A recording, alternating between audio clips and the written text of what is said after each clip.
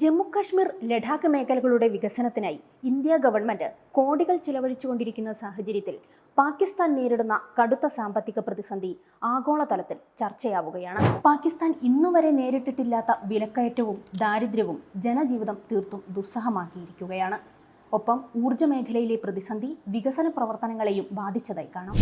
Pak occupied കാശ്മീരിലെ വ്യാപാരത്തെയും ഇത് സാരമായും ബാധിച്ചു എന്നു തന്നെ പറയാം. പുൽവാമ ആക്രമണത്തിനു ശേഷം ഇന്ത്യ പാക് ഉൽപ്പന്നങ്ങൾക്കുമേൽ ചുമത്തിയ 200% കസ്റ്റംസ് ഡ്യൂട്ടിയും ഒരു ഘടകമായി എന്ന് പറയാം. ജിപ്സം, സിമന്റ്, റോക്ക് സാൾട്ട് മുതലായ ഉൽപ്പന്നങ്ങളുടെ ഇന്ത്യയിലേക്കുള്ള കയറ്റുമതി തകരാറിലായതും ഫോറിൻ എക്സ്ചേഞ്ച് റിസർവ് കുറഞ്ഞതും ഒപ്പം തന്നെ ചൈനയുടെ ഡെറ്റ് ട്രാപ്പ് പോളിസിയിൽ പെട്ടതും കടങ്ങൾ പെരുകിയതുമാണ് പാകിസ്ഥാനെ പരുങ്ങലിലാക്കിയത്. 60 ലക്ഷത്തോളം വരുന്ന പാക് ജനത കടുത്ത ദാരിദ്ര്യവും പട്ടിണിയും അനുഭവിക്കുമ്പോഴും മുൻ വർഷത്തതിനെ അപേക്ഷിച്ച് 15% അധികം പ്രതിരോധ മേഖലയ്ക്കായി രാഷ്ട്രം നീക്കിവെച്ചു എന്നത് ശ്രദ്ധേയമാണ്.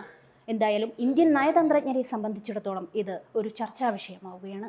സിവിൽ സർവീസ് ആസ്പിരൻസിനെ സംബന്ധിച്ചിടത്തോളം GS2 പേപ്പറിലെ ഇന്റർനാഷണൽ റിലേഷൻസ് എന്ന ഭാഗത്തെ പ്രധാന ചർച്ചാ വിഷയമാവുകയാണ് ഇത്. B with your dream, B with Acharya.